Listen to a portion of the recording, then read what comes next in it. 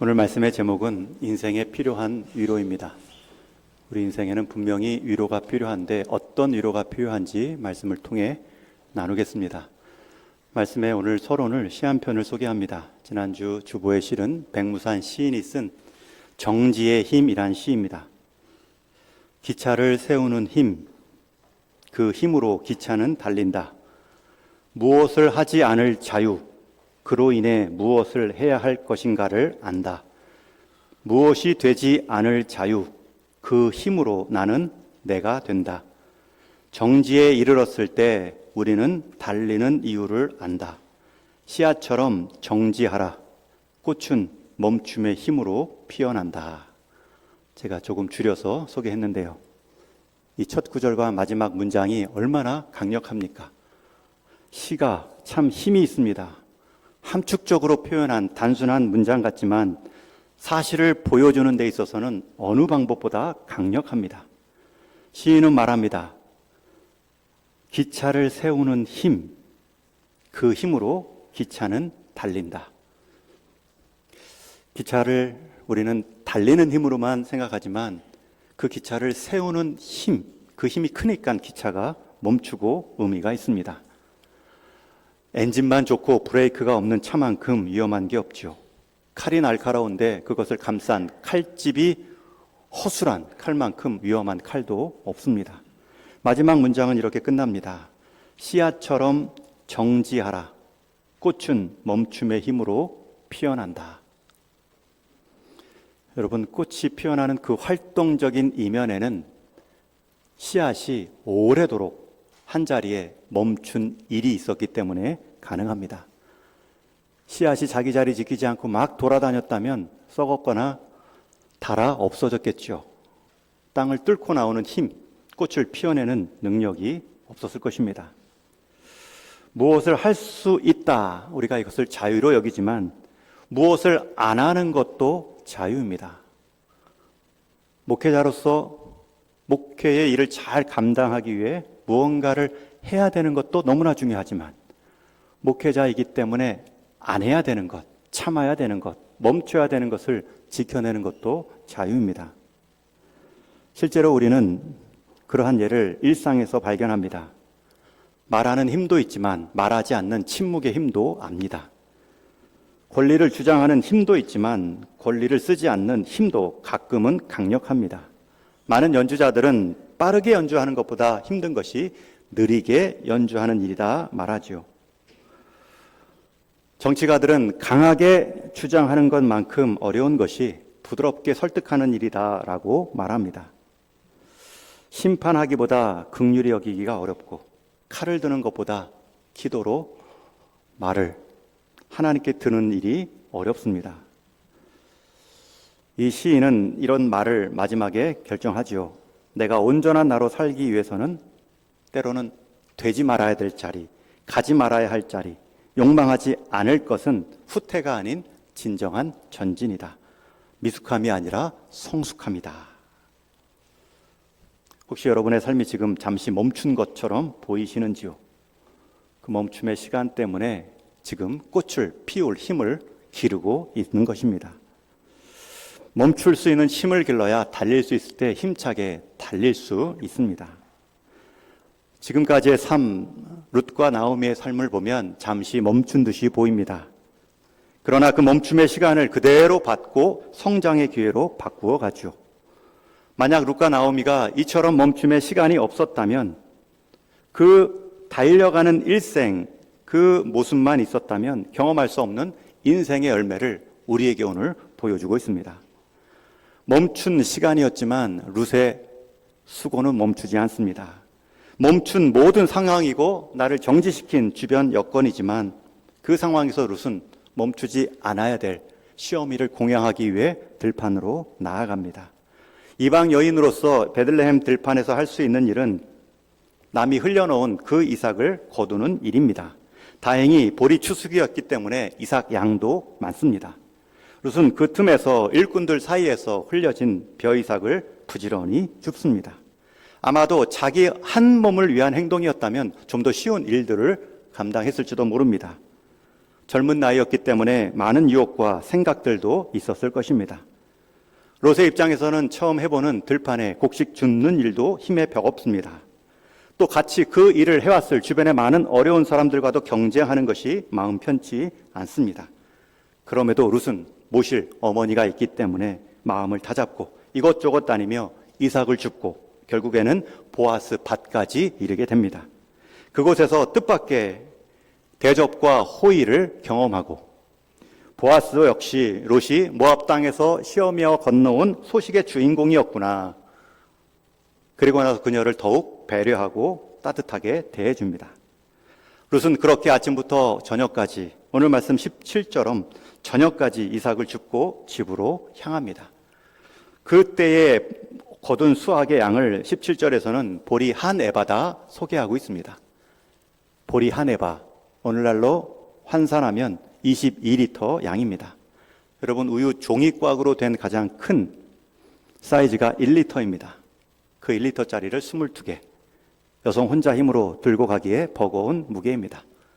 그러나 롯은 전혀 무겁게 여기지 않습니다. 그의 발걸음은 가볍고 경쾌합니다. 두 손에 들려진 풍성한 곡식뿐만 아니라 롯의 마음도 보아스의 배려 때문에 부유해졌기 때문입니다.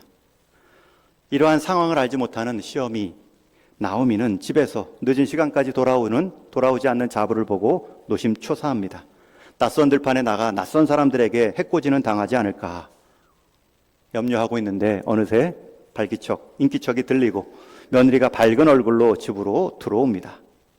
며느리만 돌아와도 감사한데 그의 손에는 곡식 한 가득 담겨 있습니다.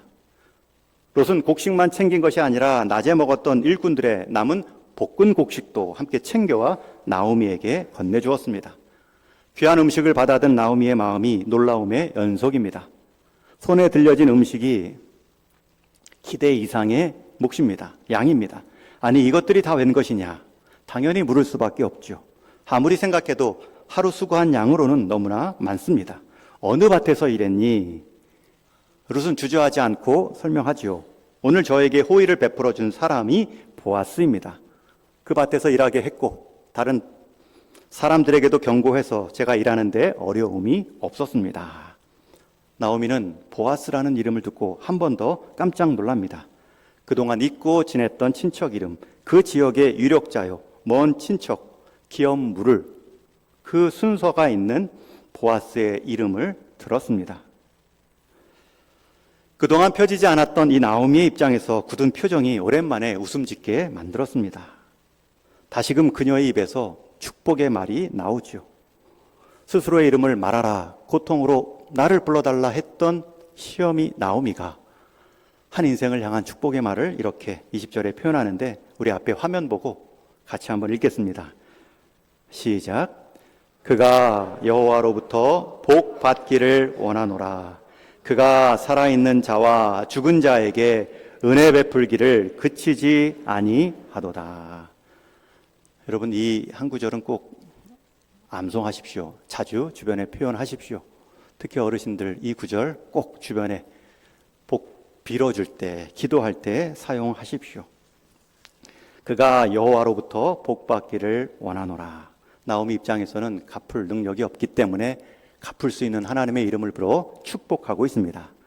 그가 복 받을 수 있는 이유를 구체적으로 말합니다. 그는 살아있는 자와 죽은 자에게 은혜 베풀기를 그치지 아니하도다.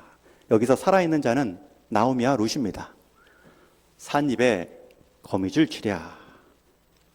그것을 지금 보아스가 실제 도와주고 있습니다. 그리고 죽은 자들이라는 표현은 나오미의 남편과 두 아들, 그 친족으로 연결된 관계를 말하죠. 그 자리의 책임을 산자와 죽은 자에게 은혜 베풀고 있구나. 분명히 나오미는 받은 은혜를 기억하는데 더 풍성하게 해석해주고 있습니다. 먼저 살아온 선배로서 후배를 칭찬하는데 그냥 1대1의 칭찬이 아닙니다. 하나를 받았는데 두 가지 해석하며 풍성하게 칭찬해주고 있습니다. 여러분, 이 역할이 굉장히 중요합니다. 나는 갚을 능력이 없습니다 라고 말하지만 갚아줄 말의 칭찬, 말의 인정은 제한이 없습니다. 그가 여호와께 복받기를 원하노라. 그는 살아있는 자뿐만 아니라 죽은 자들에게도 은혜를 베풀었다. 우리를 실제로 어려운 자이니까 도왔을 뿐만 아니라 그가 최소한의 친척의 관계로 돌보는 일을 멈추지 않고 있구나. 여러분, 저는 이 칭찬과 인정, 격려가 우리 어르신들의 중요한 역할이라고 믿습니다. 약함이 약점이 되지 않는 교회라는 제목의 글을 읽었습니다. 목회 데이터 연구소에서 발행하는 한국교회 트렌드 흐름 2025년을 보면 어르신 사역의 중요성을 고령 친화성이라는 표현으로 말하고 있습니다. 제가 읽어드립니다. 지금은 새 술을 새 부대에 담을 것인가 그대로 둘 것인가를 선택할 시점이다. 고령화가 사회의 주류 현상이 된 상황에서는 특정 고령화 문제에 국한해 부분적 해법을 내놓는 것이 아닌 근본적인 체질 변화, 즉 노화에 대한 패러다임, 생각의 틀을 새롭게 바꾸어야 한다는 것이다. 만약 새 술을 새 부대에 담지 못하면 노년이나 시니어에 대한 이해는 여전히 병약하고 빈곤하며 할 일 없어 소일하며 편안한 여생을 보내는 것이 유일한 삶의 목적인, 그리하여 오래 남지 않은 죽음을 준비하는 일에만 몰두하는, 그것 때문에 잘 대접하는 것으로만 교회의 역할이 충분하다고 여기는 과거 사고방식에만 머문다면 새 술의 영양을 무시하고 쏟아 버릴 수도 있을 것이다. 여러분, 고령화는 약점이 아닙니다. 인간 생사의 마지막 단계로 들어가는 입구이죠. 가장 은혜롭고 아름답게 마무리될 수 있는 강점의 시기입니다. 시작이 반이라면 끝은 전부이기 때문에 끝이 아름다우면 중간의 어려움은 다 좋은 추억으로 해석될 수 있기 때문에 마지막까지 생명의 길이와 사명의 길이가 일치되는 삶으로 살아갈 수 있도록 교회 공동체는 힘껏 돌봐야 되고 응원하며 일깨워 주어야 됩니다. 나라에서 정부에서도 지금 노령 연령을 올리려고 하죠. 지하철 프리패스 공짜표도 65세에서 70세로 늘려야 합니다. 왜냐하면 그만큼 늘 건강해지셨기 때문이죠. 60부터 청춘이다라는 말은 정말 옛말이고 70부터 청춘이고 80이 한창인 때가 되었습니다. 그런 마음으로 어르신들의 삶을 그냥 마지막 늘어난 은퇴 후에 편안함과 편하게 죽는 일이 유일한 기도 제목이 되지 않도록 일깨워 드려야 됩니다. 지난주 총회를 다녀왔는데 중요한 안건 중에 하나, 목회자 정년 연령을 70에서 75세로 늘려야 된다. 이게 막 양쪽에서 대등한 주장이 있어서 전자투표를 했는데 부결이 됐습니다. 젊은 분들의 입장에서는 그 후배들에게 기회를 줘야 됩니다. 다 부표를 던지고, 어르신들 그리고 지역 농촌교회 목회자들은 실제로 은퇴했는데 사역을 하고 계시거든요. 은퇴한 후에 후임자가 오셔야 되는데 오지를 않으세요. 그러한 교회를 위해서는 정년을 연장해야 됩니다. 어느 것 주장 하나 다 일리가 있습니다. 분명한 것은 어르신들의 역할들을 새롭게 바라보고 정리해드리고 응원하는 일, 그 중에 분명한 어르신들의 일 중에 하나는 후배들을 향한 인정과 칭찬, 하나님께로는 그 후배들을 향한 기도의 모습입니다. 실제로 교회에 기도하는 분들은 다 어르신들입니다. 오늘 예배에 참여하신 예배의 비율도 어르신들이 많죠. 여러분, 이게 고령화 걱정할 일이 아닙니다. 어르신들은 자기 자리 지금까지 열심히 지키고 있는데 그분들 떠나면 우리가 그 자리 이어받아야 될 마음은 안 가지시고 그냥 나이 들어가는 교회, 나이 들어가는 나라 이렇게 걱정할 필요가 아니죠. 제가 서점에 갔는데 재미난 책 제목을 봤습니다. 100세 약국 할머니. 그래서 그 책을 사서 우리 약국하시는 권사님께 드렸어요. 그러니까 권사님이 받아보시고 도전됩니다, 그런 말씀도 하셨는데 100세까지 하시라는 뜻이 아니라 100세까지 할 일이 있으시라고 축복의 마음으로 드렸습니다. 여러분, 100세까지 하실 일이 있으십니다.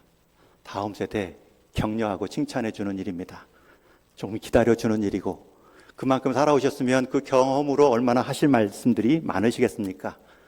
그럼에도 격려부터 하시고 인정부터 하시고 정 답답한 모습은 하나님께 대신 기도해 주시고, 여러분 그 모습을 느낍니다. 후세들은 봅니다. 반드시 하나님께서 그 칭찬과 인정을 들어 쓰십니다. 지금 나오미는 그런 역할로 보아스를 격려하는 거예요. 시험인 자리에서 룻을 받아주고 있습니다. 룻의 입장에서도, 시험이 입장에서도 룻에 대한 마음을 여러 가지 다양하게 표현할 수 있지만 룻기를 보면 서운한 말이 나오지 않습니다. 룻이 물론 잘한 면도 있지만 다 만족할 수는 없죠. 시험이 입장에서는 좋은 것을 보고 긍정적인 표현들을 먼저 하고 있죠. 우리는 지금까지 이 흐름, 헤세드라는 선대로 번역한 이 단어가 계속 반복돼서 나오는 것을 볼 수 있습니다. 결국은 이 보아스가 우리에게 은혜를 베풀었다. 은혜라는 단어가 헤세드라는 표현입니다. 이 룻기에서 나오는 헤세드의 특징, 선대의 특징이 무엇입니까?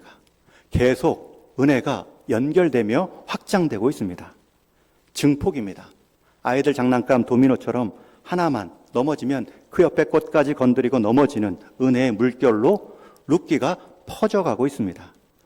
여러분, 은혜의 속성은 이러합니다. 제대로 은혜 받은 사람은 주변에 은혜를 끼칩니다.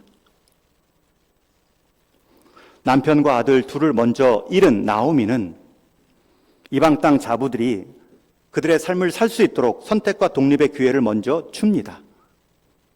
너희들의 삶을 살아라. 자부에게 선대를 행합니다. 그러나 자부 룻은 시어미를 쫓는 선대를 보입니다. 심지어 어머니 고향 땅, 자기에게는 이방 땅이라 할 수 있는 베들레헴까지 옮겨가 곡식을 줄지언정 시어머니를 향한 선대를 놓지 않습니다. 그 모습을 듣고 본 보아스가 이 두 사람을 향한 선대를 넓혀가고 있죠. 이 땅에는 두 가지 위로가 있습니다. 내가 받는 위로가 있고 내가 주는 위로가 있습니다. 이 땅에는 또 두 가지 즐거움이 있습니다. 내가 잘 되는 즐거움이 있고 남을 잘 되게 하는 즐거움도 있습니다. 이 땅에는 두 가지 성공도 있습니다. 내 일에 성공이 있고 남의 일에 성공을 끼치는 성공도 있습니다. 마찬가지로 이 땅에는 두 종류의 은혜가 있습니다. 내게만 머문 은혜가 있고 내게 머문 은혜가 흘러간 은혜도 있습니다. 성경에서 보여주는 은혜는 은혜의 저수지로 표현하지 않습니다. 사해처럼 죽음바다 사해처럼 물을 받기만 하고 흘려보내지 않으므로 받은 물이 다 증발되어 가장 염분이 높아 물고기도 살지 못하는 죽음바다 사해를 은혜라 말하지 않습니다. 오히려 그 사해에 물을 공급하는 갈릴리 호수처럼 요단강을 통해 사해로 물을 공급하지만 공급할수록 빌 것 같지만 밤새 내린 더 높은 헐몬산의 이슬로 조용히 갈릴리 바다는 호수는 채움을 받고 주변을 비옥하게 만들며 사해까지 물을 보냅니다. 여러분, 사해 바다 같은 은혜가 있고 갈릴리 호수 같은 은혜가 있습니다. 나만 잘 사는 은혜가 있고 남도 함께 잘 살리는 은혜가 있습니다. 내가 받는 위로도 있지만 남을 위로함으로 받는 위로도 있습니다. 지금은 은퇴하신 높은 뜻 숭의교회 김동호 목사님이 계시죠. 학교 강당을 빌려 쓰고 예배 장소를 아끼면서도 탈북자들 자립을 위해 또 취약 계층 사회의 어려운 분들을 돕는 일에 많은 헌신을 했던 교회요 목사님입니다. 그분이 한 번은 강의에서 이런 말씀을 하셨습니다. 때로 하나님은 참 불공평하십니다. 저는 그것을 내 손녀딸을 보며 느낍니다. 같은 나이에 아프리카에서 태어나 굶주림 가운데 대부분 5년 안에 죽는 그 또래의 여자아이들을 보면 가끔 하나님은 불공평하다 느낍니다. 그런데 불공평함을 주시는 이유가 있지 않을까? 그 불공평함을 계속 허락하신 이유가 있지 않을까? 바로 우리 안에 사랑을 배우게 하고 우리 안에 살려냄의 기쁨을 누리게 하고 우리 안에 나눔과 섬김의 즐거움을 알게 해줌으로 함께 살 수 있는 법을 배우게 하기 위함이다. 그래서 말씀으로 결론을 내리지요. 오병이어의 사건을 예로 들며 5,000명분 음식을 혼자 쥐어잡고 즐거워하는 사람이 있는가 하면 그것을 나누어 5,000명에게 웃음을 주는 사람도 있습니다. 그 메시지 자체가 참 귀합니다. 지금 룻과 보아스, 룻과 나오미의 관계가 자신들을 위한 기쁨이 아니라 다른 사람을 서로 선대함으로 그 하나님의 헷세들을 넓혀가는 은혜를 경험하고 있습니다. 룻은 보아스를 만나게 되었고 보아스는 그 가족 엘리멜렉의 가문을 이어줌으로 나중에 보아스는 또 은혜를 입죠. 예수님의 족보의 조상이 되고 성경의 이름이 기록되는 은혜를 경험합니다. 보아스 입장에서는 그것을 기대하고 행한 일이 아니지만 그렇게 선대했더니 선대의 하나님께서 그 선대를 그냥 무용함으로 무익함으로 그냥 흘러가지 않도록 갚으십니다. 한 여인을 향한 호의, 그것도 되돌아올 것이 없어 보이는 연약한, 꾸어주었지만 받을 일이 없는 그 한 사람을 세워준 보답치고는 그의 받은 선대는 평생을 넘어 영생의 기쁨이 있습니다.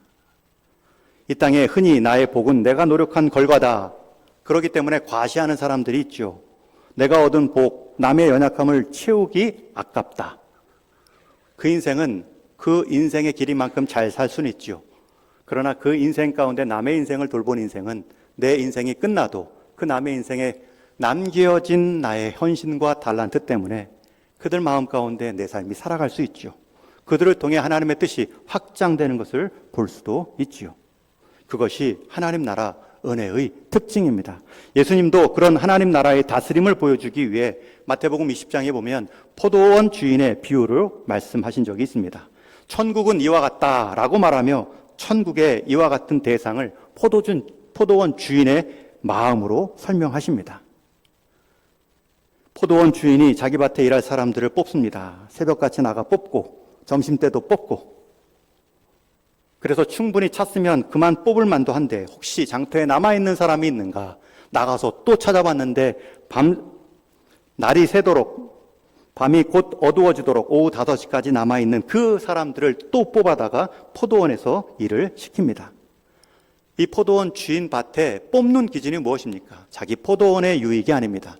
포도원에서 일할 사람들, 그 사람들의 유익입니다. 1시간 일한 사람들에게도 하루치 일당을 주는 것이 내 뜻이다.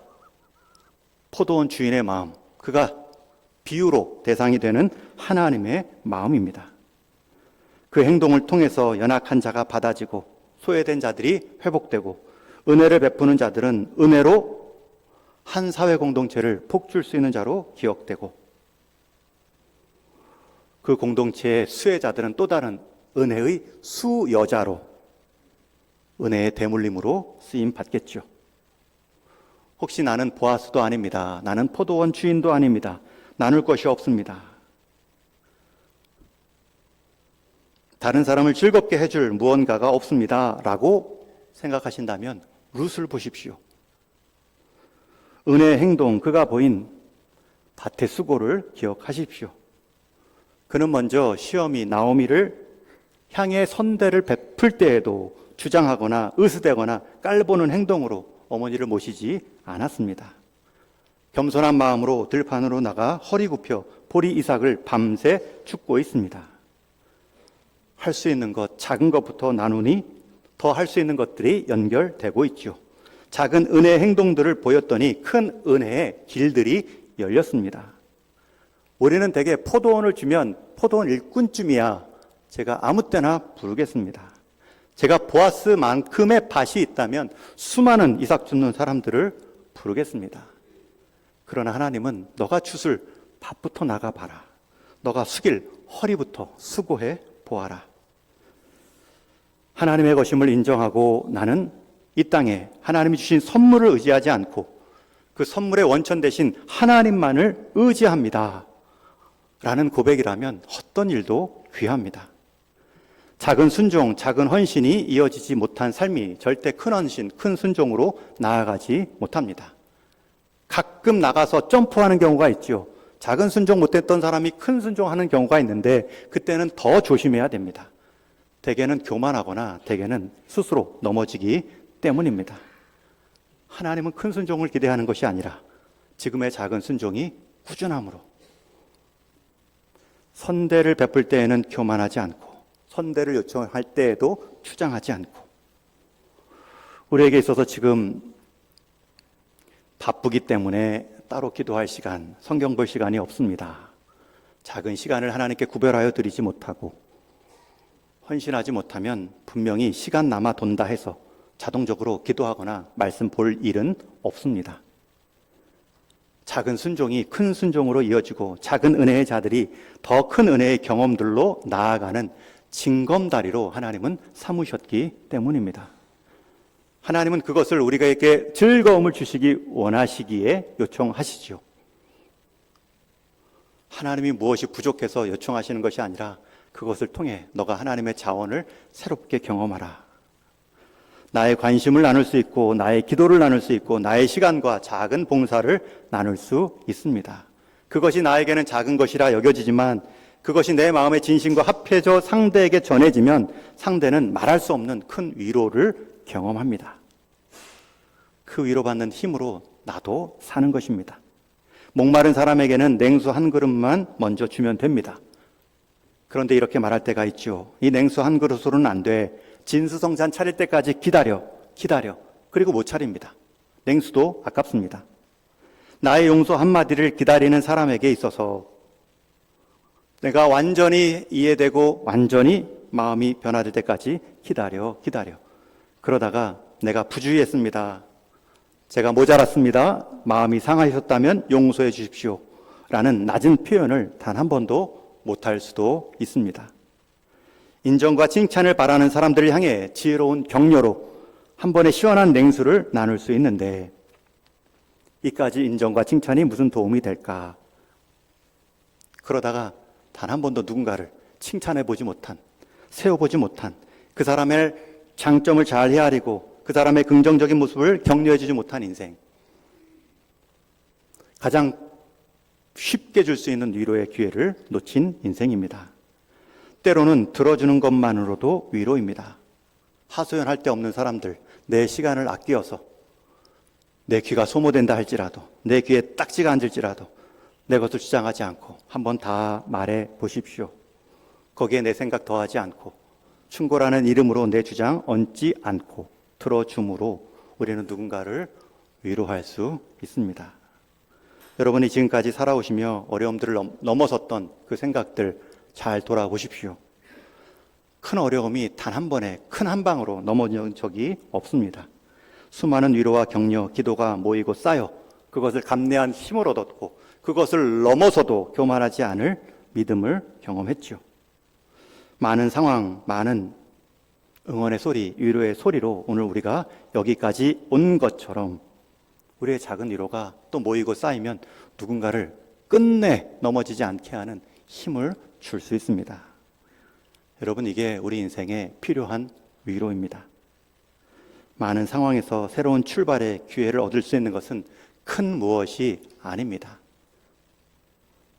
하나님 나라의 일꾼들 크게 한 방에 이런 표현은 없습니다. 오늘 내가 할 수 있는 일부터 꾸준히 감사함으로 이어가면 하나님이 그 일을 사용하시며 하나님의 큰 일들을 보여주는 것입니다. 이게 뭔가가 아닙니다. 여러분들이 함께한 생명 품고 기도하는 것, 내일부터 기도의 자리, 새벽의 자리 일깨우는 것, 이게 무슨 도움이 될까? 아닙니다. 다 그렇게 하다가 여러분 5년, 10년 기도하던 어르신들 다 돌아가시면 이 자리 누가 지키겠습니까? 오늘부터 내가 할 수 있는 일부터 내 믿음의 분량만큼 하시면 됩니다. 하나님은 그것을 통해 일하시길 원하는데 우리는 다 한탕주의에 빠져서 한 방에 일을 이루고 싶은 사탄의 유혹에 빠져 작은 발걸음도 내딛지 못할 때가 많습니다. 우리에게 필요한 위로는 작은 일에서부터 시작됩니다. 이제 말씀을 맺습니다. 점점 은혜가 은혜로 여겨지지 않는 시대가 되었습니다. 흔히 사회의 그 현상을 산무 시대라고 말하죠. 무감각, 무관심, 무책임. 그리고 모든 감각, 모든 관심, 모든 책임은 자기에게로만 향하는 시대가 되었습니다. 여러분, 그게 복된 모습이 아닙니다. 여러분, 자유라는 것, 정지할 때, 멈출 때, 나만을 향해 쓸 때 그것은 편중이 되고 방탕이 될 수 있습니다. 남을 향한 위로, 남을 향한 나의 멈춤, 공동체를 향한 속도 조절, 그것을 통해서 하나님은 선대의 기회를 그 공동체의 풍성이, 그 가정의 풍성이 부어주십니다. 세상의 성공은 5천 명분 얻었다가 라고 말할 수 있지만 성경이 말하는 성공은 5천 명을 살렸다입니다. 우리의 작은 위로가 더욱 큰 위로, 선대의 자리에 세우실 하나님을 기대하시며 그것을 여러분의 위로로 삼을 수 있는 믿음의 삶 되기를 주님의 이름으로 축원합니다.